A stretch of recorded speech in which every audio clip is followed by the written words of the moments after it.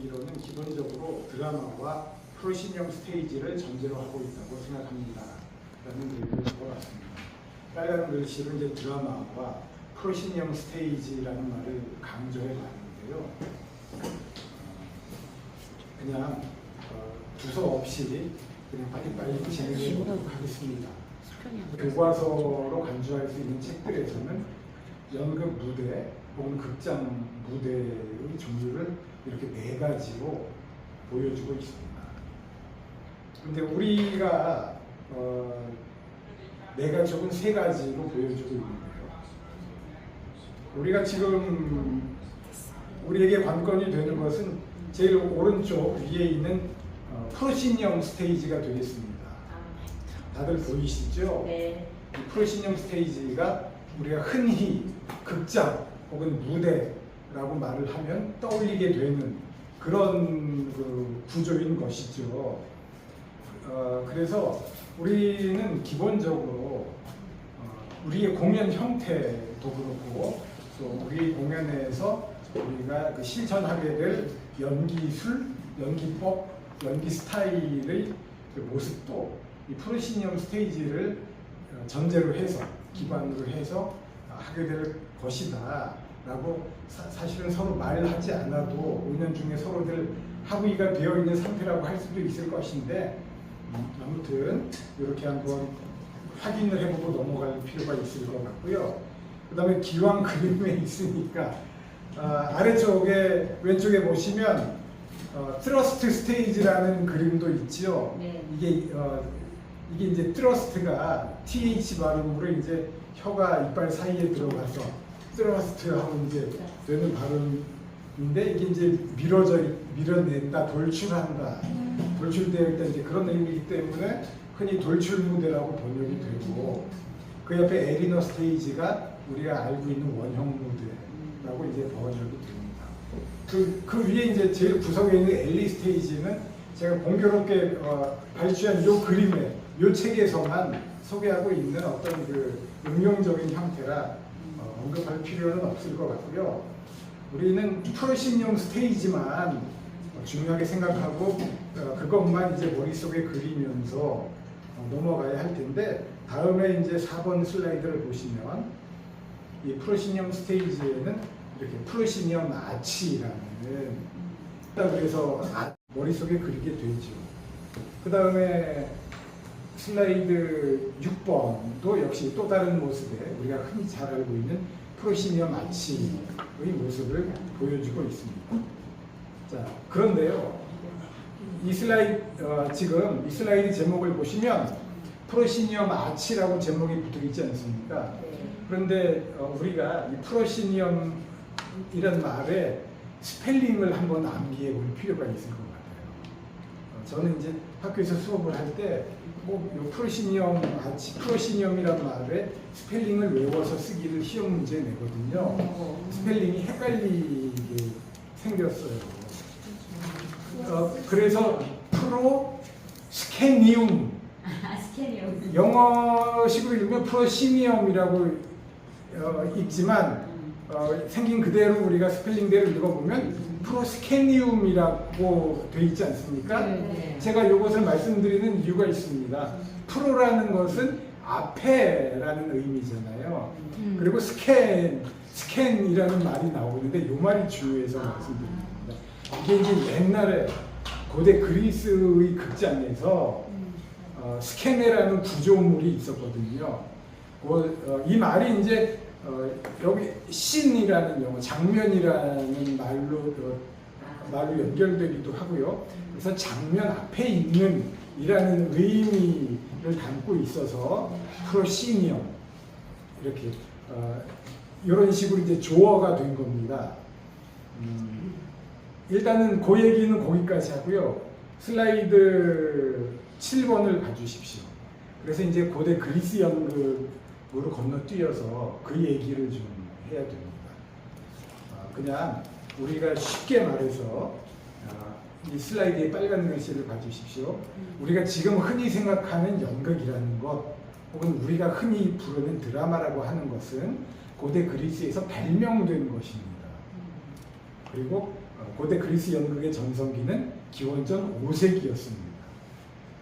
그럼 제가 이런 설명을 왜 드리는 거냐 하면 연극의 기원이 어떻게 됐느냐, 이런 것에 대한 지금 우리가 가지고 있는 지식들이 한정되어 있는 것이거든요.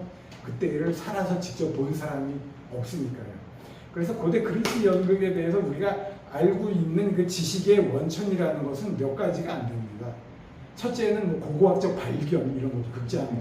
두 번째는 우리에게는 좀 새로운데 도자기 그림들에서 그리스 사람들은 도자기 그림들에 도자기에 자기들의 연극 풍경을 그려놓았고요. 또 세 번째는 뭐냐면 여러 가지 역사적인 문헌들에 이렇게 흩어져 있는 기록들을 오늘날에 그 후대의 사람들이 취합해서 이렇게 엮은 것이 오늘날의 연극사가 되는 거거든요. 다시 한번 말씀드리지만 우리가 그 시대를 살아서 우리가 직접 목도한 것이 아니기 때문에 그렇죠. 또 하나는 지금 남아있는 고대 그리스 비극의 텍스트들에서 우리가 역으로 추출해낼 수가 있습니다. 어떤 정보들을.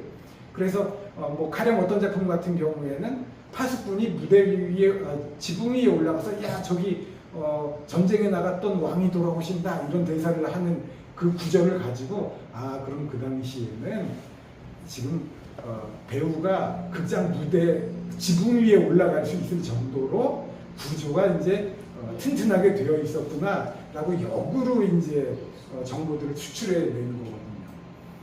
그 시대를 살아서 목도한 사람이 없다는 게 지금 우리가 가지고 있는 지식의 가장 큰 맹점이라고 할까요? 그런 것입니다. 그래서 우리가 고대 연극에 대한 지식들을 굳이 암기해서 현학을 할 필요는 없을 것 같습니다. 그런 현학자들을 만나면은 우리가 주눅이 들 필요는 없고요.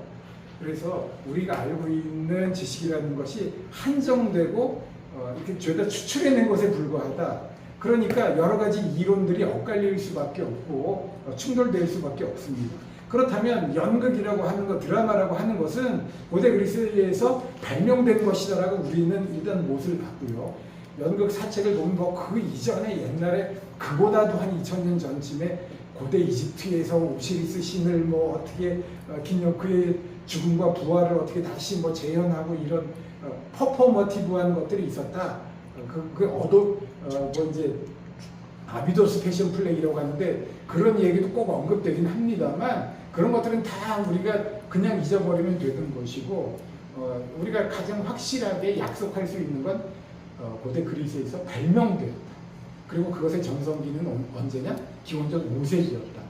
즉 무슨 얘기냐면 지금 남아있는 고대 그리스 비극, 오이디푸스 왕 안티고네 이런 것들은 다 기원전 5세기의 작품들입니다. 그것들은 지금 왜 남아있느냐? 그것들이 워낙 명작이기 때문에 로마 시대에서부터 그걸 모아가지고 교과서로 썼기 때문에 지금까지 남아있는 거죠. 이 정도로 우리가 알고 있으면 되겠습니다. 그 이외의 것들은 다 어떻게 됐느냐? 남아있긴 남아있는데 단편적으로 남아있어서 온전하게 남아있질 않으니까 거의 없는 것으로 간주하면 됩니다. 정도로 알면 되고요. 즉 여기서 또 더 나아가면 뭐냐 하면 그러면 그런 고대 그리스에서 사람들이 발명했던 드라마적인 형태가 아닌 것들은 연극으로 치지 않을 것이냐 그러면 우리 조상들은 5000년 동안 연극 없이 행복하게 잘 살았다는 거죠. 그래서 일제강점기 때 어느 일본 학자는 한국에는 연극이 없었다라고까지 그 단언을 하는데 드라마라는 형식을 가지고 정의한다면 그것도 맞는 말일 수 있겠는데 그렇다면 유럽이 아닌 모든 곳에는 연극이 없었다라는 설명이 되기 때문에 점점 더 이제 다양한 공연 형식들을 연극으로 보고자 하는 시각이 있잖아요. 그런데다가 사실은 고대 그리스의 연극이라는 것도 지금은 우리가 텍스트만 남아있어서 그것을 문학으로 보고 있어서 그렇지 원래 야외 극장에서 그들이 노래하고 춤추고 감탄사를 내뱉고 이런 것을 할 때는 여러 가지 물리적인 환경들이 많이 개입이 됐기 때문에 물적인 요소들이 많았다. 그래서 근대를 지난 오늘의 포스트 모던 시대에 이르러서는 그런 물적인 요소들을 더 강조하게 되는 경향도 있습니다. 그렇지만 다시 원점으로 돌아간다면 즉 우리가 기본적으로 우리 단체에서 아무래도 연웅식 선생님을 중심으로 해가지고 하게 될 연극은 일단 드라마라는 것을 먼저 전제하고선 하게 하시는 것이 아마 그 바람직한 출발점이 될 것 같고요. 그 다음에 그 8번 슬라이드를 좀 봐주십시오. 그럼 이제 고대 그리스의 극장의 그 모습을 그림으로 그려보면 이렇다는 건데요. 이게 이제 교과서에 나오는 대표적인 모습입니다. 여기 보시면 여기 이제 그 객석이 반원형으로 되어 있잖아요. 테아트론이라고 하는 여기서 이제 시어터라는 말이 나왔는데 이게 이제 객석인 거고요. 그 앞에 동그랗게 오르케스트라라고 되어 있잖아요. 이거는 지금 오케스트라라는 말의 어원이 이것입니다. 그런데 고대 그리스어로는 이게 춤추는 곳이라는 의미예요. 오르카이, 키타이 이런 어원이 춤추다라는 뜻인데 왜 그러냐 하면 그 옆에 이제 등퇴장구가 파루도스라고 있잖아요. 고대 그리스에서는 이제 고대 그리스의 연극은 오페라였다고 생각하면 쉽습니다. 그래서 이 등퇴장구로 합창단이 들어와가지고 오케스트라에서 춤추고 노래하고 이제 그랬다는 거죠. 그랬다가 딱 배우가 3명이었어요. 배우가 3명이어서 그 3명이 합창단이 있고 한 3명 정도가 배우가 되고 그 3명이 배역을 서로 번갈아 가면서 가면을 쓰고 의상 갈아입고 자기가 이제 다른 배역도 하고 이제 이렇게 하게 되는데 그러면 그 가면 바꿔 쓰고 의상 갈아입는 그런 곳이 어디냐 하면 거기 이제 직사각형으로 보이는 스케네라는 구조물이었거든요. 이 스케네가 처음에는 이것도 세월에 따라서 변천이 있는 겁니다. 처음에는 천막 쳐놓고 하다가 여기서 이제 천막 쳐놓고 했으니까 점점 쓰임새는 제한돼 있었는데 점점 이게 활용도가 커지면서 무대의 기능을 점점 떠맡게 되는 거예요. 오르케스트라가 무대 비슷한 기능을 했었는데 점점 그게 스케네로 넘어가게 되는 거죠. 그래서 이 스케네의 앞에라는 뜻에서 아까 프로, 스케네, 신 해서 프로시니엄이라는 말이 이제 점점 진화되게 되는 거죠. 그 다음에 9번 슬라이드를 보시면 오늘날의 교과서들에서는 고대 그리스 극장 형태의 모습을 또 이제 이런 식으로 그림을 그려서 설명하고 있습니다. 대략 문이 한 3개쯤 있었을 것이다. 어떤 전형을 만들었을 때 그런 것이죠. 직접 우리가 다시 한번 말씀드리지만 직접 목격한 사람은 없잖아요. 그 다음에 봐주시면 그 다음에 10번 슬라이드를 봐주시면 또 다른 교재에서는 고대 그리스 스케네의 모습을 이렇게 설명하고 있는데요. 여기 보시면 그 밑에 보시면 그 구조물들의 명칭을 스케네도 있고 왼쪽에 보시면 파라스케니아 왼쪽 기둥을 그렇게 해놓고 무대처럼 평평한 곳을 프로스케니온 이렇게 설명을 붙여놓은 게 보이실 겁니다. 네, 이렇게 그러면 이 프로스케니온에서 지금의 프로시니엄이라는 말이 진화되어 나왔다 이렇게 보일 수도 있을 거 아니에요. 그런데 다시 한번 말씀드리지만 이런 지식들이라는 것은 다 제한되고 임시적이고 서로 충돌되는 것들이 있어서 이 그림을 굳이 그대로 믿을 수는 없습니다. 그 다음에 또 봐주시면 11번 슬라이드에 보시면 여기도 또 이런 식으로 고대 그리스의 스케네의 모습을 보여주고 있습니다. 스케네가 점점 커지고 무대의 기능을 하게 되면서 그 문에는 이런 기계장치들, 스케네에는 이런 기계장치들도 있었다는 거예요. 가운데 문이 딱 열리면 수레가 있어가지고 거기에 어떤 가령 누가 죽었다 그러면 시체 같은 게 얹혀 있다가 쫙 문이 열리면 바퀴가 굴려서 수레가 딱 나와서 시체 보여주고 문 안으로 들어가고 또 왼쪽에 보시면 기중기도 있잖아요. 바구니를 타고 사람이 기중기에 매달려서 바구니를 타고 하늘로 올라갔다 내려갔다 하면서 신이 등장할 때 이제 이런 기계 장치로 썼다고 그러고요. 자, 그 다음에 12번을 봐주시면 이제 스캐너가 더 커진 것을 볼 수가 있습니다. 근데 이제 이 정도의 극장 구조라 그러면 이건 고대 그리스의 극장 구조가 아니고요. 알렉산더 대왕 시대 때의 극장 구조입니다. 그래서 딱 이 정도의 그림이다 그러면 이것은 헬레니즘 시대, 즉 알렉산더 대왕 시대다. 이때는 그리스가 멸망하고 알렉산더 대왕에게 정복당했던 시기인데 여기 보면 스캐네가 아예 2층으로 되어 있고 되게 커졌죠.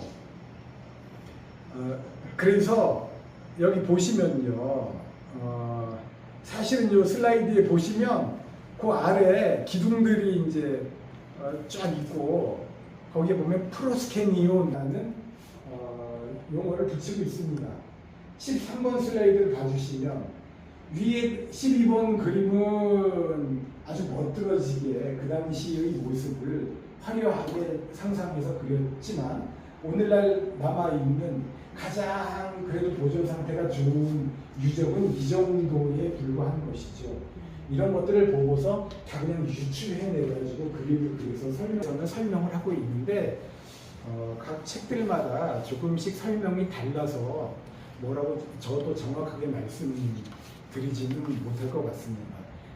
우리가 본 대략 이 정도의 사파들에서 이 정도의 부분들을 다른 학자들은 지칭하고 있다. 이 정도로 우리가 이해하면 될 것 같고요. 그래서 이제 프로시니엄이라는 어원을 이렇게 극장 구조와 함께 살펴본 거고 이제는 드라마로 가야 되는데요. 그러면 고대 그리스의 기원전 5세기가 드라마의 전성기였으면 그것을 이제 인류 최초로 여기서도 중요한 것은 귀납적으로 이 특징들을 뽑아내서 좋은 드라마의 조건들을 이론화시켰다라는 점이 중요한데요. 그게 바로 아리스토텔레스가 그런 이론 작업을 최초로 한 겁니다. 그러니까 이 사람의 생물연대 14번 슬라이드를 보시면 기원전 4세기의 사람인 건데요. 이 사람은 알렉산더 대왕 시대의 사람인 거잖아요. 알렉산더 대왕의 스승이었으니까. 이 사람이 강의한 강의 노트가 지금 정해지고 있는 게 아리스토텔레스의 시약입니다. 이 사람이 직접 쓴 게 아니고 그 강의록이 남아 있는데요. 그 강의록 시약에서 우리가 여기 그 14번 슬라이드의 내용에 보시면 포에틱스가 이제 영어로 표기한 그 시학의 제목이고 여기서는 가장 중요한 개념이 우리가 알고 있기로는 카타르시스라는 개념이죠. 이 시약 6장에 보면 이른바 비극의 정의라고 간주되고 있는 설명이 나오고 있습니다. 비극은 진지한 행동의 모방으로서 일정한 규모를 가지고 있고 여러 가지 장식적인 아름다운 언어들이 들어가고 연민과 공포를 통해서 카타르시스를 산출해낸다. 대략 이제 이런 식의 설명이 있는데 그게 비극에 아니면 그냥 더 쉽게 말하면 드라마의 정의 정도로 간주가 되고 있는데요. 이 연민과 공포를 통한 카타르시스가 비극의 효과, 비극의 목적이기 때문에 결국 연극 혹은 드라마의 목적은 드라마가 목표로 하는 것은 카타르시스다라는 것이 그냥 이론화되어 버린 것이죠. 그래서 이 정도는 이제 연극인들의 상식으로서 우리가 그냥 쉽게 추구해 나가고 있게 되는데요. 아리스토텔레스가 시약에서 가장 또 중요하게 강조하고 있는 것이 그 다음 슬라이드를 봐주시면 그 다음 15번 슬라이드에 보면 트레지디는 결국 코미디 얘기도 하고 있습니다만 결국 진지한 연극 트레지디는 행동의 모방이다. 이미테이션 오브 액션이다. 이렇게 이 사람이 직접 이렇게 이야기를 하고 있거든요. 즉 무슨 말이냐 하면 이제 제가 우리 모임에서 강조하고 싶은 것이 아니면 우리가 이제 참고하고 실천해야 할 것이 여기 시인분들이 앉아 계시다 보니까 심상에 이미지에 익숙하시고 그것을 추구하시기가 쉬우실 수도 있잖아요. 그런데 드라마에서 추구하는 것은 액션이라는 거죠. 행동이라는 거죠. 근데 행동이라는 것은 이렇게 움직이는 모션 뭐 이런 게 아니라 그 밑에 사실은 설명이 나오는데 의도를 가진 행동, 의지가 담긴 행동. 그래서 인물의 주인공이 쉽게 설명하면 주인공이 어떤 의지, 욕구를 가지고 행동을 하는데 그것을 막는 장애물, 압스터클이 있고 그것에 그 장애물과 충돌하게 되는 것. 그러니까 의지와 의지의 충돌, 욕구와 욕구의 충돌, 뭐 주인공과 장애물의 충돌, 이게 이제 갈등인데, 이게 컨플릭트인데, 이게 드라마의 본질이라고 간주하는 시각이 아리스토텔레스에서 시작이 된 것이죠. 그러니까 그런 드라마의 모습을 보면 뭐라고 그러냐면 아리스토텔레스적 연극이구나 라고 이야기를 하게 돼요. 그러면서 동시에 또 이 사람이 이 책 안에서 여러 번 강조하고 있는 것이 그러면 그것은 어떻게 해서 이루어지는 것이냐?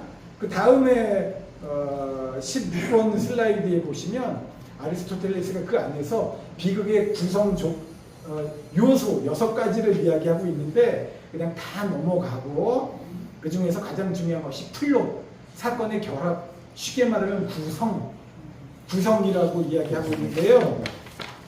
이거는 정말 너무 쉽게 우리가 기억할 수 있는 게 오늘날 우리의 사고방식과 마찬가지로 아리스토텔레스는 그런 구성이 개연성이 있어야 된다라고 이야기를 하고 있습니다. 제가 고대 그리스어는 모르겠고 영어 번역본을 읽어보면 프라법을 해야 한다. 프라버빌리티가 있어야 한다. 이렇게 이야기하고 있거든요. 그래서 그러한 구조의 플롯이 있어야 되고 그러한 구조의 구성이 있어야 되고 그러한 구조로 사건들의 결합이 되어야 되고 그 다음에 그래서 플롯은 뭐냐 하면 이건 진짜 시약 읽어보시면요 바로 정말 아리스토텔레스의 말로 이런 표현이 있어요. 플롯이 비극의 골수다. 골수이자 영혼이다. 진짜. 그래 피스. 영어로 하면 피스거든요. 그래서 피스이자 소울이다라고 영어 번역본을 보면 그렇게 나와요. 정말로.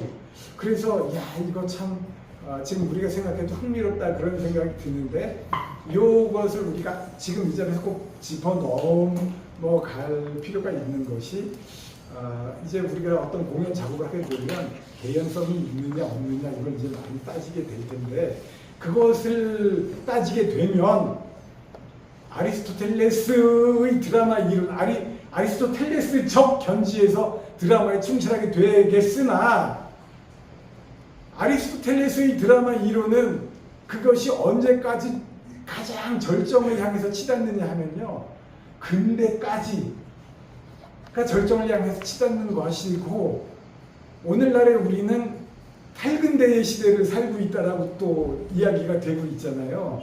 그래서 오늘날에 뭔가 또 연극예술, 공연예술을 선도하려면 아리스토텔레스적인 드라마 이론은 또 극복하고 더 무언가 새롭게 한 단계 더 나아가는 이런 모습도 있으면 좋을 거 아니에요. 사실은 그런 얘기들을 많이 하고 있고요, 지금도. 그래서 우리가 요 정도의 아리스토텔레스 드라마 이론은 알고서 그 다음에 이제 그것의 극복을 시도해야 할 것 같습니다. 자, 그러면 이제 고대 그리스에 대한 얘기는 여기까지 하고요.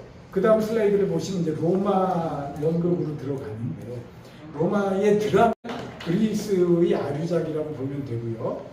그 다음에 이 슬라이드에 17번 슬라이드에 보시면 고대 로마의 극장 형태인데 이걸 봐주시면 스케네가 엄청 커지고 엄청 화려해졌다라는 것을 알 수가 있죠. 이것을 우리가 보고 넘어가야 될 이유가 있어요. 여기 또 봐주십시오. 그 다음에 18번 슬라이드를 보시면 지금 남아있는 로마의 그 영역에 뭐 아프리카니 중동이니 이런데 지금 이런 유적들이 남아있는 겁니다. 여기에 지금 남아있는 게 이런데 여기 보시면 또 4번 설명 4번을 보시면 역시 여기도 프로스케니움이라는 구조가 있죠. 또 이제 다른 부분을 여기 이 자료 같은 경우에는 프로스케니움이라고 부르고 있어서 하여튼 이 프로시니엄이라는 말이 정확하게 무엇을 지칭했었는지는 좀 중구난방이다 이렇게 볼 수가 있고요. 그 다음에 19번 슬라이드 보시면 이제 또 유럽이나 뭐 하여튼 다른데 옛날 로마의 영토에 남아있는 극장의 모습을 보는데 요런 극장이 지금 반원형으로 돼 있잖아요. 요것을 요 반쪽을 두 개로 딱 서로 등 대고 붙이면 원형 극장이 되는 거죠. 딱 요 원리로 만들어진 겁니다. 실제로 지금 로마에 남아있는 콜로세움이 요 원리로 만들어진 것이고요. 그 다음에 슬라이드를 보시면 호라티우스라는 사람, 영어로 쓰면 호러스인데요. 이 사람이 아리스토텔레스의 이론을 로마 시대에 또 재정립했는데 그 내용이 슬라이드 21번에 나와 있는 겁니다. 그냥 다 넘어가고요. 다 넘어가면 마지막 줄을 보시면 이 로마 시대의 이 호라티우스가 쓴 이 내용이 르네상스에 영향을 주었다. 우리는 요거를 한번 좀 언급을 하고 넘어가면 좋을 것 같습니다. 그러니까 무슨 얘기냐 하면 로마가 멸망하면 중세가 되잖아요. 중세 때 동영어 그때부터는 공식 언어가 라틴어, 즉 로마의 언어인 거잖아요. 그러니까 나중에 르네상스 때 사람들이 뭐를 번역하냐 하면 이 로마 시대 때의 공용어, 공식어 라틴어를 번역해서 자기네 각 나라 말로 이제 번역이 되는 것이거든요. 슬라이드 22번을 봐주십시오. 자, 이제 중세로 넘어가기 전에 이런 말을 한번 우리가 언급을 하고 넘어가야 될 것입니다. 그러니까 검은 슬라이드 22번입니다. 고대 그리스에서는 갈등이 직선적으로 발전하고 해결되는 드라마의 형식이 발명이 된 것입니다. 이게 고대 그리스에서요. 22번 슬라이드, 지금 22번 슬라이드 보고 있는 겁니다. 그러니까 우리나라 같은 경우는 우리나라의 무슨 판소리니 꼭두각시 노름이니 탈춤이니 하는 것들은 갈등이 직선적으로 발생하는 것이 아니잖아요.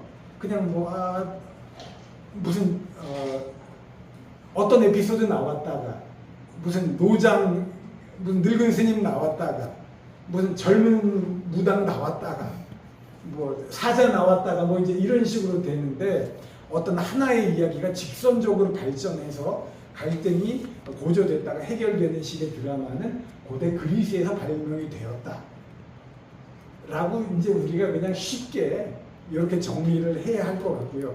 이건 저의 이론이 아니라 지금 시중에 나와 있는 세계 연극사 책에 그렇게 이야기가 되어 있고요. 그 밑에 이제 빨간 내용을 봐주시면 로마가 멸망하면 이제 중세가 되는 거잖아요. 중세 때의 연극은 이것이 아니라 에피소드가 뚝뚝뚝뚝 나열되는 각기 다른 에피소드들이 나열되는 이런 방식의 연극이 이제 성행하게 되는데 이것이 이제 오늘날에 비춰본다면 오늘날의 영화 뭐 펄프 픽션이나 아니 뭐 한국 영화 옛날 같은 무슨 최진실 박중훈이 나왔던 나의 사랑 나의 신부나 무슨 옴니버스 영화 같은 거 보면 그냥 에피소드들이 나열되는 그런 형태들이 보이잖아요. 이런 것들은 중세적인 드라마의 구성을 보여주는 것이다라고 우리가 쉽게 그냥 좀 이해하고 넘어갈 수 있을 것 같습니다. 이거는 저의 이론이 아니라 다시 한번 말씀드리지만 지금 시중에 나와 있는 서양 연극사 책에 그렇게 되고 있어요. 그러면 이제 23번 슬라이드를 보시면 이건 그냥 제 생각이에요. 한국시극협회의 공연들은 아무래도 에피소드 중심이 되지 않을까요? 라는 생각이 왜 그러냐면 이제 그냥 제 느낌에 시인들이 계시고 시인들이 이미지들에 아무래도 강하시기 때문에 직선적인 어떤 그 내러티브를 구성하시려고 하시기보다는 사실 우리 그 지난번 공연도 보면 아주 인상적인 이미지들이 이렇게 독립적으로 나와서 하나의 큰 공연을 이뤘잖아요. 저는 문득 그런 생각이 들어서 이런 말씀을 한번 슬라이드에 적어봤습니다. 그러니까 나중에 공연을 하시더라도 우리가 하게 되는 공연이 드라마 중심인가 혹은 에피소드나 이미지 중심인가를 잘 이제 관찰하면서 하시면 될 것 같고, 그러면 서양 중세 때 에피소드가 나열된다는 게 어떤 모습이었는지가 지금 실제로 유럽의 발렌시엔느라는 데서 공연했던 24번 슬라이드가 이 모습입니다. 여기 하나하나의 구조물들이 다 성경의 하나하나의 소재들을 다루고 있는 거예요. 그래서 뭐 이쪽에 천지창조서부터 뭐 아담과 이브, 뭐 아브라함, 뭐 노아의 방주, 어디까지 가냐 하면요, 제일 오른쪽 끝에 보시면 괴물이 입을 벌리고 있잖아요. 이게 지옥이거든요. 최후의 심판까지 보여지는 거거든요. 그래서 지옥의 입이라는 표현이 여기서 나온 겁니다. 중세 사람들이 지옥을 묘사할 때 이렇게 입을 벌리고 있는 괴물로 묘사했기 때문에 헬마우스라는 표현이 여기서 나온 거거든요. 그 다음에 25번 슬라이드를 보시면 여기 또 그 당시에 공연 장면을 이렇게, 이건 이제 물론 이런 식으로 공연되지 않은 연극들도 있습니다. 근데 이것이 이제 어떤 그 전형적인 아니면 유명한 공연 형태였기 때문에 이걸 우리가 보는 건데요. 저 뒤에 보시면 구조물들이 있잖아요. 그럼 이 그림을 통해서 역으로 정보들을 추출해내는 거죠. 역시 우리가 살아서 본 사람이 없으니까요. 이런 제한된 자료들을 가지고 저런 구조물들이 사람 키 높이 정도 됐네. 그리고 이렇게 확대해서 보시면 저기 악마가 앉아서 쉬고 있고 그러거든요. 그러면 악마 배역을 맡은 사람이 자기 공연 끝나고 쉬면서 다른 팀 공연 보고 있구나, 이렇게 추리가 가능한 거거든요. 25번 슬라이드입니다. 그 다음에 그 앞에 보시면 뭐 이렇게 여자 묶어놓고 고문하고 있는데 이게 성녀 아폴로도니아인가 뭐 하는 사람이 순교하는 장면, 이런 게 지금 공연되고 있구나, 이런 모습을 보여주고 있는 겁니다. 그 앞에 지휘봉 들고 있는 사람은 연출인가 보다, 뭐 이런 식으로 나중에 정보들을 추출해내는 거거든요. 그러니까 우리가 가지고 있는 지식이라는 것은 다 이런 식의 추론에 불과한 것이다. 그러니까 굳이 암기할 필요는 없고 이런 식의 그림을 한번 봤었다 정도만 기억해 두시면 좋은데, 26번 슬라이드로 한번 넘어가 보겠습니다. 여기 보면은 지금까지 본 거는요, 요 앞에까지는 유럽 중세의 모습인 거고요. 그러니까 이게 중세는 1000년이잖아요, 기간이. 이 1000년의 기간의 연극을 이렇게 요약해서 설명하자니까 이제 앞에 그림처럼 돼 있었던 거고요. 유럽 대륙은 그렇고 영국은 어떠냐 하면, 영국 섬나라인 영국은 지금 보는 26번 같은 이런 모습을 보였다는 겁니다. 마차에다가 무대를 싣고 다녔다. 그러면서 네, 그냥 다음 슬라이드로 넘어가죠. 27번 같은 경우. 그래서 영국의 요크 같은 지방 보면 아직도 이렇게 하고 있다. 지금도요? 네. 그런데 이제 좀 더 업데이트된 뉴스를 보시면, 그런데 몇 년 전에 이 행사가 중단됐다 이런 뉴스도 있기는 있거든요.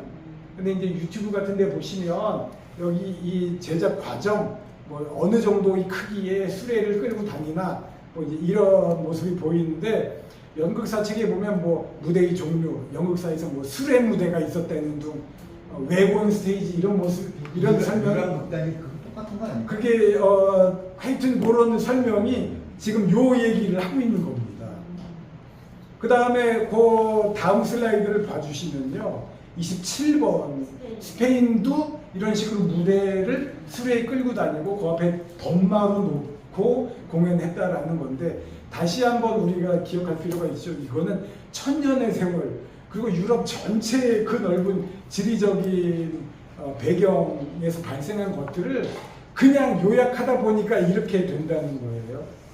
그냥 여러 개의 에피소드들을 하나의 광장에 나열하고 보느냐, 아니면 사람들이 모여 있는데 여러 개의 수레를 끌고 다니면서 에피소드들이 지나가면서 보여주느냐, 요렇게 그냥 아주 쉽게 요약해 볼 수 있겠다는 겁니다. 그래서 이것을 전체적인 절대적인 지식으로 알면은 안 될 것 같고요. 다만 제가 생각하는 것은 오늘날 어떤 그 젊은 기획자들이 우리 이번 축제 하는데 여기저기 부스를 만들어 놓고 사람들이 돌아다니면서 보든가 아니면 사람들이 모여 있는데 우리가 부스를 무슨 차에다가 만들어 가지고 이렇게 끌고 다니면서 보여줄까 이런 생각을 하고 있다면 그가 알고 그러건 모르고 그러건 간에 그의 상상력은 서양 중세적인 수준에 지금 머물러 있다라고 볼 수 있어서 뭐를 알고 하는 것과 모르고 하는 것의 차이는 좀 있지 않나라는 생각이 드는데요. 그 다음에 29번 슬라이드를 좀 봐주십시오. 요게 이제 우리가 좀 흥미롭게 생각할 수가 있는데, 그러면 이제 서양 중세가 끝나면 이제 르네상스 시대 때인데, 보통 르네상스를 뭐 12세기부터 16세기 뭐 이렇게 말하기도 하는데, 연극 전공에서는 한 17세기까지도 치거든요. 그러니까 즉 셰익스피어가 죽는 거는 17세기까지 죽고, 그다음에 뭐 프랑스에서도 루이 14세, 뭐 몰리에르, 뭐 라시느 이런 사람들도 17세기 사람이라 17세기까지 포함시키는데요. 여기 빨간 슬라이드 29번 슬라이드의 내용을 보시면 이게 역시 대륙과 섬나라인 영국이 달라요. 그래서 영국은 셰익스피어 시대 이때는 중세적인 영향이 강해서 영국 같은 경우 셰익스피어는 에피소드들이 나열되고 있습니다. 햄릿 같은 경우는 처음에 무슨 엘시모 성벽, 그 다음에 뭐 왕궁안, 그 다음에 뭐 심지어 햄릿이 외국 유학까지 가요. 돌아오면 오피리아 죽어서 오피리아 무덤으로 오고, 뭐 그 다음에 다시 왕궁으로 들어가서 결투하고 에피소드들이 막 이렇게 가거든요. 이거는 서양 중세의 그 자기네들이 영국에서 하던 그런 모습인 것이고, 근데 프랑스에 가면 아리스토텔레스의 이론이 로마를 통해서 이탈리아를 통해서 그게 이제 이른바 신고전주의라고 프랑스에서 세력을 강력하게 떨쳐가지고 프랑스에서는 하나의 이야기만, 하나의 갈등이 쫙 이어지면서 그것이 고조되고 해결되는 그런 식의 영향력이 강해집니다. 일단 여기까지는 이해하시는데 납득이 되시죠? 네, 그러면 요 얘기 그 다음 슬라이드를 보시면 르네상스라고 이제 나오는데요. 드디어 르네상스가 나오는데 저는 제 전공 이제 유학하기 전까지 르네상스가 저한테 하나도 와닿지를 않았어요. 인터넷에 있는 영어 사전 그대로 복사한 거거든요. 30번 슬라이드가요. 그러면 흔히 르네상스 하면 문예부흥, 이러고 뭐 되살아남, 그다음에 뭐 고전의 재발견 이런 식으로 우리가 귀에 못이 박히도록 설명을 들었지만 저에게는 아무런 의미가 없었는데 이것이 이제 왜 의미를 갖나 생각해 봤더니 저희 전공에서는 이제 우리 전공이 되겠죠. 우리 전공에서는 고대 그리스 로마의 연극 문화 혹은 극문학이 이때 재발견돼 가지고 재현되고 있기 때문에 이제 르네상스라고 부를 수가 있는 거예요. 고전의 재발견이라고 부를 수가 있게 되는 것이죠. 역시 다시 이 르네상스라는 어원을 되돌이켜보면 이건 뭐 그 사람 이름 생각이 안 나는데 뭐 부르크하르트인가 어떤 역사학자가 자기가 쓴, 그 사람이 19세기 사람인가 그렇거든요. 자기가 쓴 역사책에 자기가 그냥 르네상스라는 용어를 자기가 사용한 것에 불과한데 그것이 인기를 가지고 퍼지면서 우리가 르네상스하고 그냥 어떤 절대적인 개념처럼 못을 받게 된 거거든요. 아무튼 그래서 르네상스에서 우리가 공연 예술가들이 중요하게 생각해야 될 거 하나는 프로시니어 마치가 드디어 탄생하게 된다. 즉 프로시니어 마치라는 것은 고대 그리스나 로마 때는 프로시니어 마치는 없었잖아요. 스케네는 있었지만 그 다음에 스케네 앞에 뭐가 있어서 그거를 프로스케니온이라고 불렀다고 중구난방으로 이야기하고 있긴 하지만 프로시니엄 아치는 없었는데 드디어 르네상스가 되면 프로시니엄 아치라는 것이 발명이 된다라는 것을 우리가 알아야 됩니다. 그 다음 32번 슬라이드에 보시면 이게 어떻게 발명이 되냐 하면 고전의 재발견에 의해서 되는데요. 로마 때 32번 슬라이드 내용을 봐주시면 비트루비우스라는 로마의 건축가가 있어요. 이 사람이 데 아르키텍투라라고 하는 건축학 책을 썼거든요. 이거 인터넷에 찾아보면 이제는 시간이 다 지나가지고 공개가 돼 있어요. 우리가 관심이 있으면 인터넷으로 이 원전도 볼 수 있는데요. 이 로마 시대의 사람이 건축학 책을 쓰면서 고대 그리스 극장 구조에 대해서 여기다가 서술을 해놨거든요.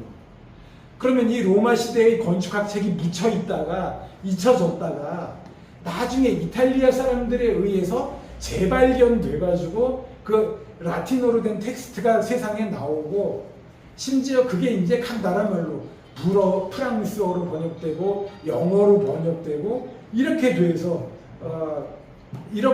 돼서 사람들이 학자들이 이제 그래? 그러면 우리 고대 그리스 극장을 이제 실내에 재현해보자 라고 시도를 하게 되는 겁니다. 그게 33번 슬라이드거든요. 지금 요게 남아있는 비첸자라는 지방, 저는 유럽 여행을 못 해봤습니다만 아마 해보신 선생님들 계실 거예요. 비첸자 이렇게 다녀오신 분들 계실 텐데 거기에 테아트로 올림피코를 보면 이게 아직도 지금 유일하게 가장 오래된 실내 극장인데요. 여기 보면 이런 식으로 로마 시대의 스케네를 이탈리아 사람들이 재현해 본 거예요. 즉 르네상스인 거죠. 고전의 재발견. 그런데 보십시오.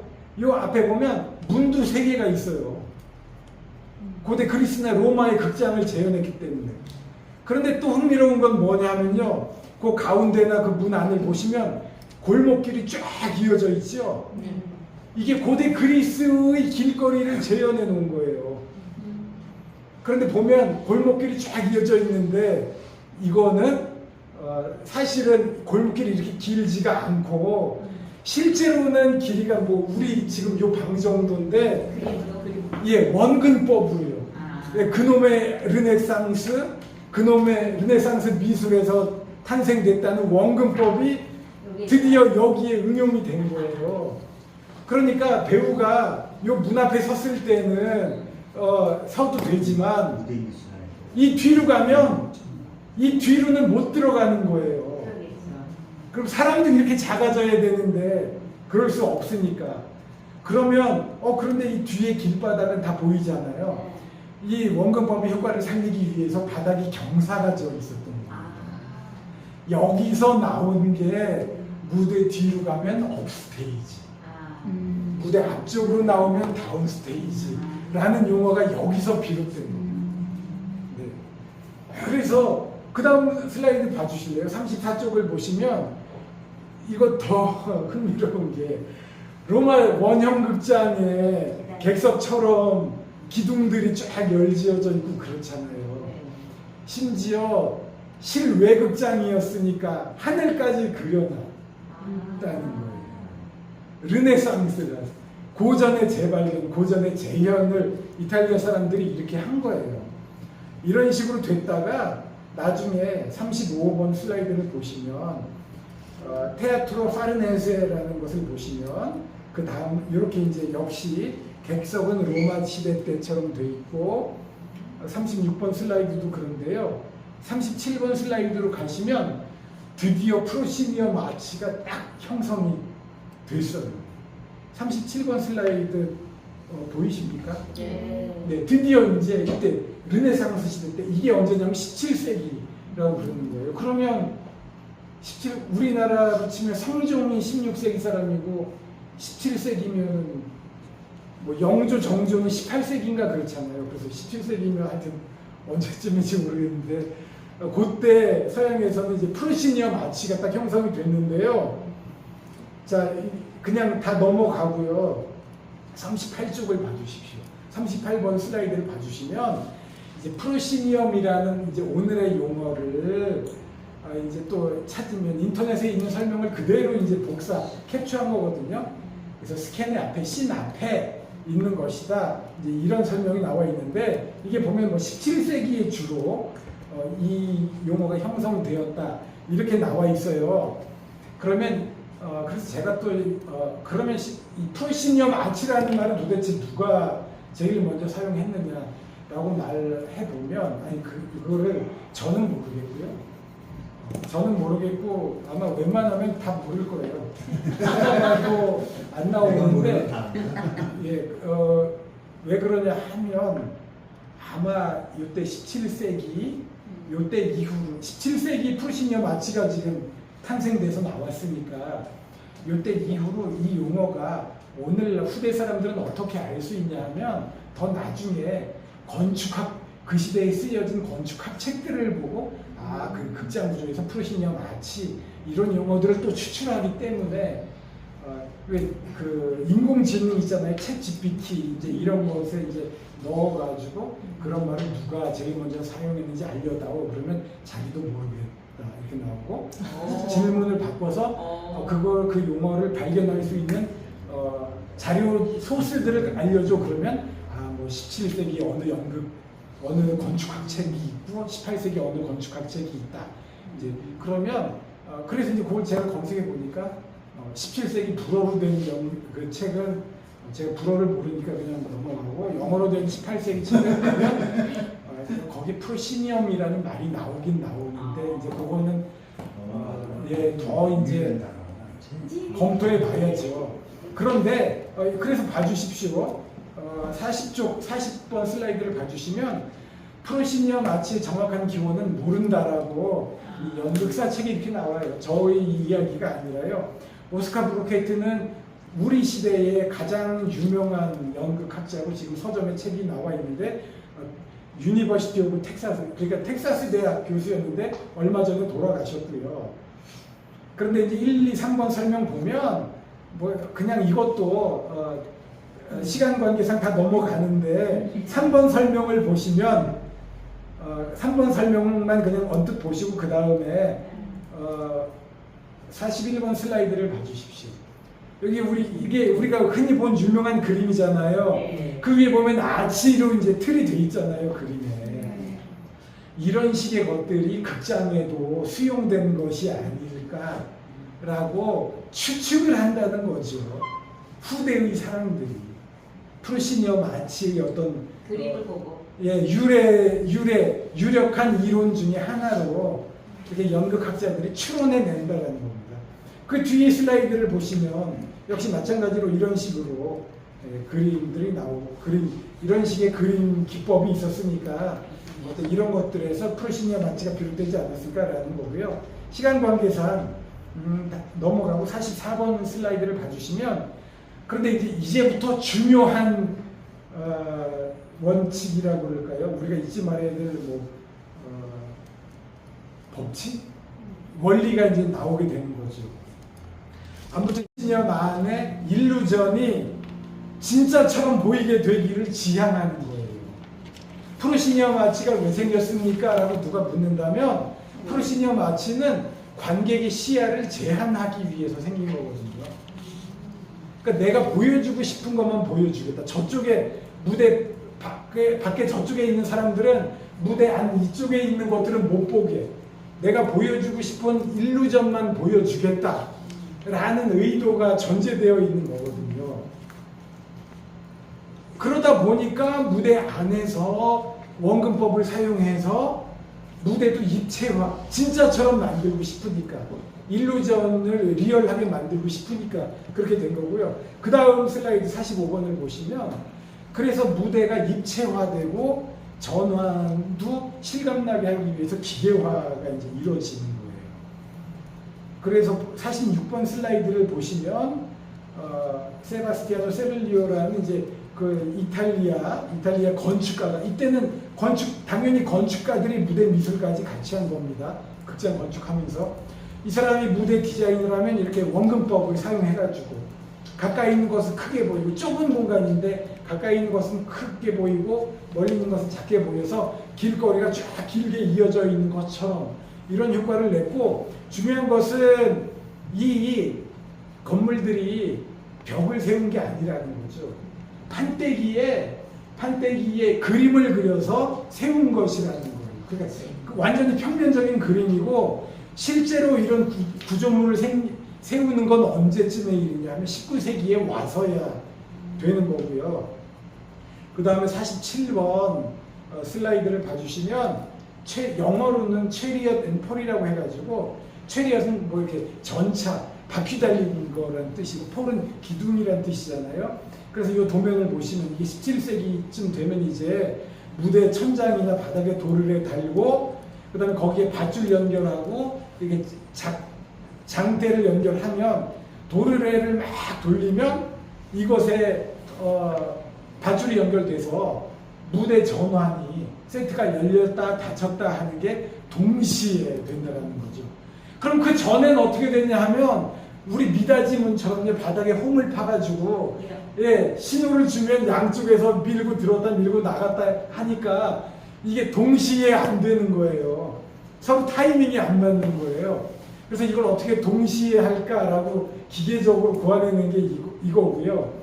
이게 이탈리아에서 발명이 된 거고 역시 대륙과 영국은 달라서 영국은 또 19세기까지 계속 이렇게 미닫이식으로 열었다 닫았다 하는 게 많이 있었다고 그러고요. 유럽에서는 이런 기계화가 이루어졌고 그래서 오늘도 무슨 무대 미술하는 사람들이 이탈리아로 유학을 가는 거를 이렇게 욕할 필요는 없을 것 같아요.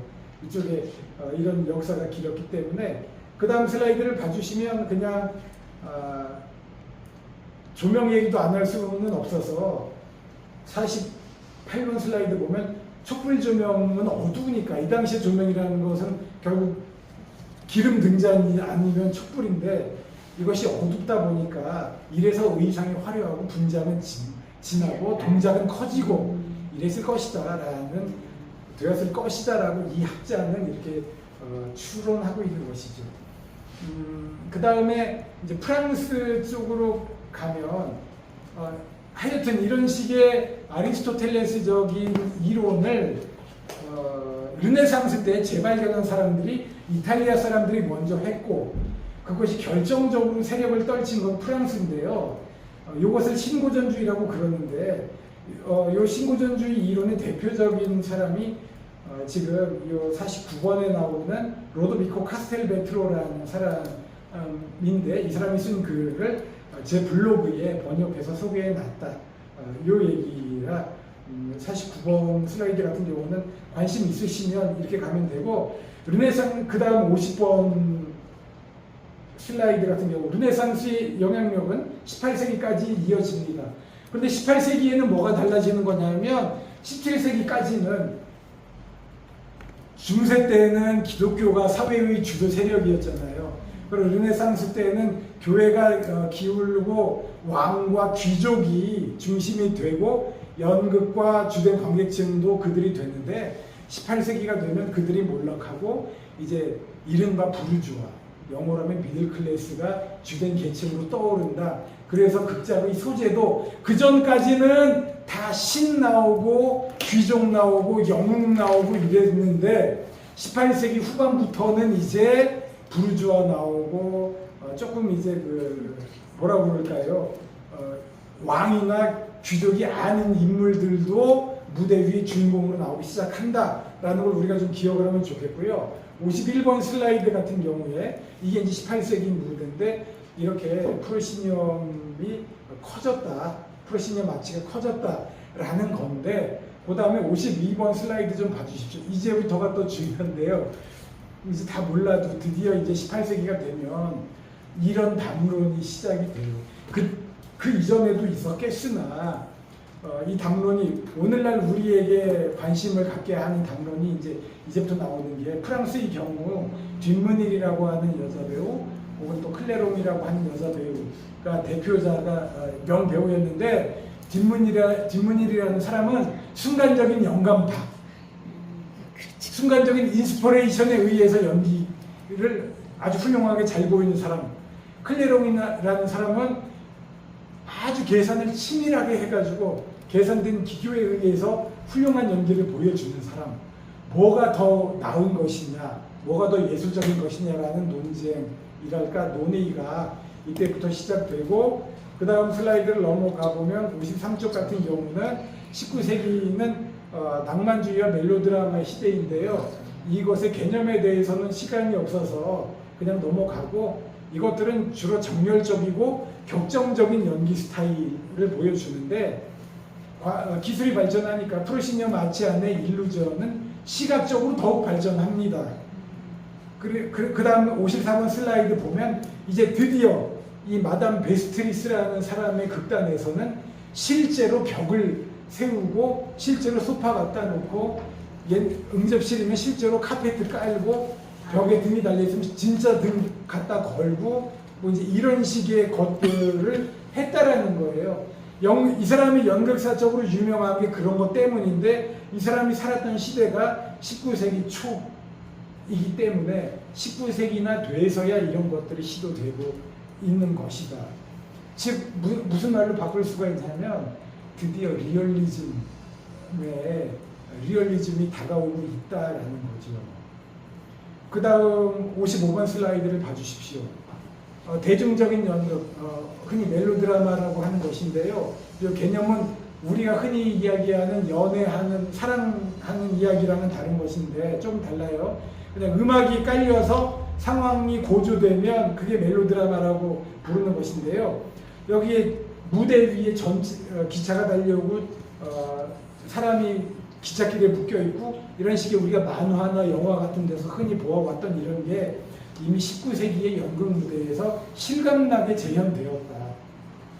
즉 19세기만 되면 이런 식의 기술적인 것들이 아주 발전해가지고 장면적으로는 매우 리얼리스틱해졌다.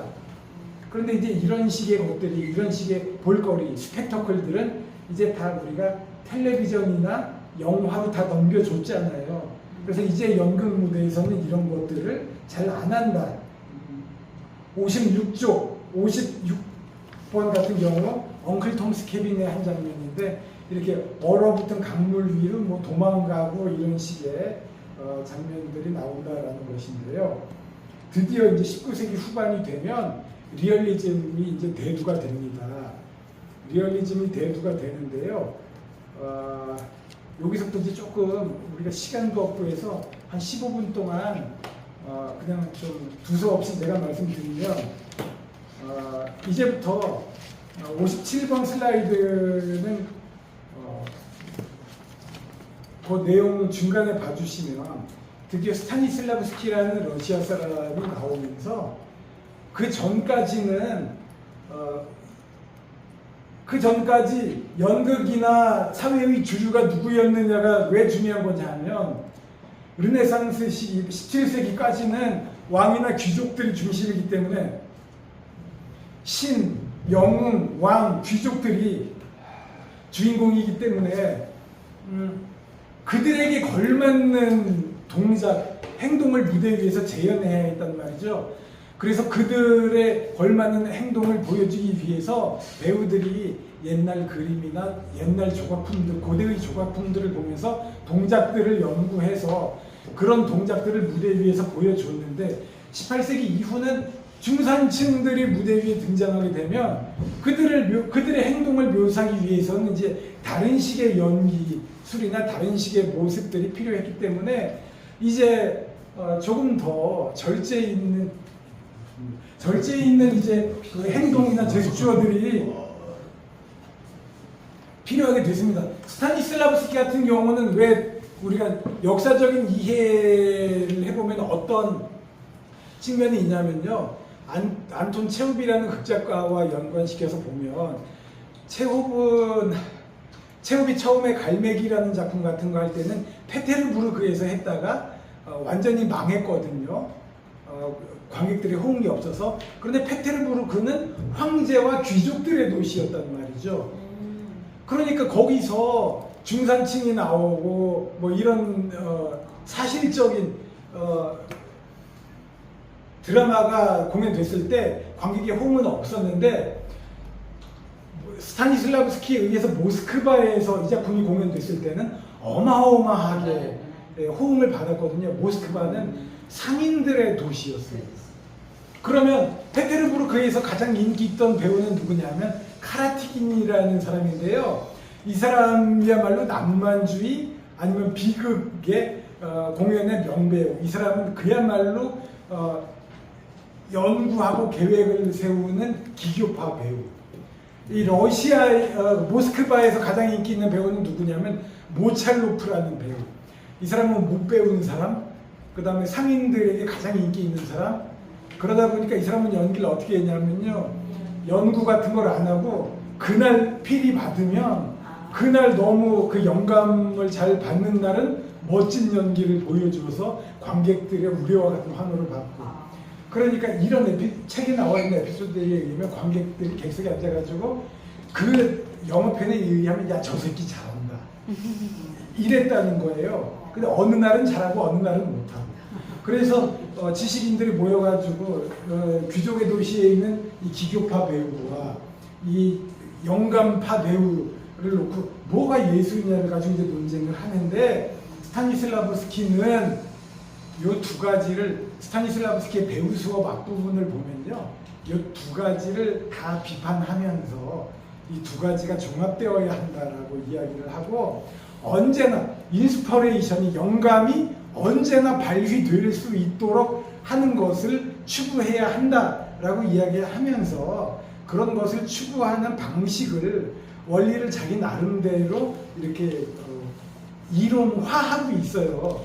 그 이론의 시스템이 어떤 난데없이 새로운 것은 아니라, 읽어보면 옛날 배우, 우리 선배 배우 누구를 보면 그는 긴장하지 않고 늘 이완되어 있었다, 이런 이야기를 하면서 그는 이완되어 있었기 때문에 그런 영감에 접근하기 쉬웠다, 이런 식으로 뭐 긴장과 이완이니 뭐 관찰이니 뭐 이런 식의 개념들을 소개하고 있는 거거든요.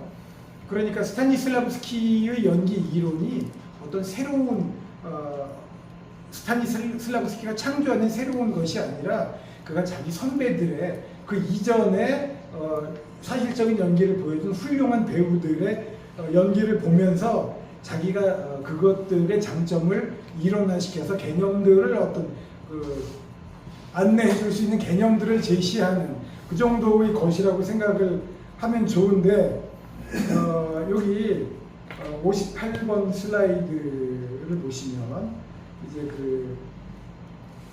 무대의 구획을 나누는 이런 개념들은 아마 공연 연습이나 그런 작업을 통해서 아실 것 같고요. 보시면 61번 슬라이드 같은 게 쉽게 오늘날에도 통용되는 교과서에 나오는 모습을 보여주고 있습니다. 63번 슬라이드 같은 경우 지금 서점에 있는 책의 내용인데요. 그 64번이나 65번 뭐 이런 슬라이드의 내용 같은 것들이 아마 우리가 지금도 조금 연습하면 좋은 것들이 아닐까. 아마 이런 것들이 연홍식 선생님, 연치구 선생님과 함께 작업을 실천적으로 하시는 그런 내용들이 될 수 있을 것이라고 믿고요. 66번 슬라이드 한번 봐주십시오. 이제 얘기를 슬슬 정리해 보도록 하겠습니다. 이진수라는 배우 기억나실 거예요. 네. 이진수 씨가 자서전 쓴 게 67번 슬라이드에 있는 이 책인데요. 여기서 자기는 풍류랍시고 어떤 에피소드를 소개하고 있냐 하면, 국립극단에서, 이분이 국립극단이었으면 그게 60년대나 뭐 하여튼 그때쯤일 텐데, 자기가 그때 젊을 때 돛따라라 이런 그 대사가 젊은 배우들이 막 외치면서 이제 행동을 하는데, 자기가 젊어서 장난을 쳐가지고 남들이 돛따라라 할 때 자기는 돛따라라라는 이제 했대요. 그래서 다른 동료 배우들 웃겨가지고 당황하고 이런 모습을 했는데, 어느 날 자기가 크게 돛따라라 하고 외쳤는데 그날따라 다른 배우들이 입을 딱 다물었다는 거예요. 이진수 들키게 하려고. 그래서 들켰다. 뭐 이제 이런 에피소드를 소개하고 있는데, 이 말씀은 왜 드리는 거냐면, 스타니슬라브스키적 견지에서 보면 이건 전혀 예술가답지 않은 행동인 거잖아요. 무대 안에서 사실은 무대 위에서 진실을 보여줘야 되고 사실은 겉모양을 보여주는 것이 아니라 무대 위에서 생활을 해야 되는 것인데 우리나라의 국립극단조차도 이 당시에 이런 그것을 뭐 풍류라고 본다면 풍류라고 볼 수도 있겠으나 이런 일도 있었다라는 것이고요. 스타니슬라브스키 사진 69번 슬라이드 한번 넣어봤고 이 사람의 스타니슬라브스키의 이론이 우리나라에 언제 소개됐느냐는 사실 모르겠어요. 스타니슬라브스키 일본 같은 경우도 여기 축지소 극장이라고 나오는 게 이른바 일본 신극의 온상이었는데 요람이었는데 이게 여기 설립자들이 이게 1930년대 일인데 여기 설립자들이 그 당시에 유럽에 가서 스타니슬라브스키 만났다. 한두 번 만났는데 그렇게 만났으니까 스타니슬라브스키의 연기 이론이 일본에 전파되지 않았겠어? 그런데 거기 여기 축지소 극장에 홍혜성이라는 한국인이 있었거든? 그러니까 그 사람이 스타니슬라브스키 이론 배워오지 않았겠어? 이렇게 믿고 싶은 거죠, 후배들은. 그래서 한 90년대부터 이런 식으로 논문들을 막 이제 스타니슬라브스키 시스템과 연결시켜가지고 논문을 써낸 거예요. 한국에서의 스타니슬라브스키 시스템의 속에 정착 이것을 일원화시키고 싶으니까 그 뒤에 슬라이드를 보시면 그냥 넘어가고 72번쯤 보시면 앉아서 그냥 이민한 사람인데 그 사람이 1970년 사람인데 이 사람이 영화 애수에 보면 거기 비비안 리가 발레리나인데 거기 연애하다가 이제 딴 한눈 팔아가지고 발레 공연하다 실수해가지고 안무 선생님한테 야단 맞거든요. 그 안무 선생님 역으로 나오는 분이 마리아 우스펜스카이고요. 그 다음에 이 여자의 남편으로 알려져 있는데 또 사실은 안 그렇다고 하는 리차드 볼레슬라브스키라는 사람. 이 사람이 유명한 책, 이 슬라이드 73번에 나와 있는 이 책을 썼는데 거기서 이제 이른바 미국의 메소드 연기를 전파시킨 사람이고 거기서 배출한 가장 유명한 리스트라스버그의 제자가 말론 브란도고 그 후배들이 이제 뭐 로버트 드니로니 이제 폴 유만이니 이제 이런 사람들이 되는 거고요. 그 다음에 그러다 보니까 사실은 말론 브란도는 미국의 메소드 배우고 비비안이는 영국의 클래시컬 액팅이고 그 다음에 마릴린 몰로도 액터즈 스튜디오 출신이라 그런데 이 사람이 로렌스 올리비의 연출로 영화 작업을 했을 때 실제로 이제 겪었던 그런 그 두 다른 연기술의 어떤 그 갈등 문제가 제가 그 카톡방에 올렸던 케네스 브라나 나오고 무슨 마릴린 몰로 함께한 일주일 그 영화에서 묘사되는 장면이거든요. 그래서 야 너 그냥 해 이러면 되는 건데 여기는 외교 공관인데 뭐 이러면서 내가 이 인물이 왜 이러는지 동기가 이해가 안 돼. 그래서 난 연기를 못해. 뭐 이런 식의 태도를 보이는 거 대표적인 그 얼치기 메소드 모습인 거거든요. 지금 대학로에 한 3, 40대 되는 애들 보면 이런 식의 걔네가 살아온 경로라는 게 뻔하거든요. 고등학교 때까지 공부 하나도 안 하고 책도 안 읽었던 애들이 연기학원 들어가가지고 입시 선생님이 가르쳐준 공식대로 춤 배우고 독백 공식대로 배워서 키 크고 얼굴 잘생기면 거기에 적합한 학교 레벨에 따라서 들어가고 그 다음에 학교 입학하면 수업 안 나오고요.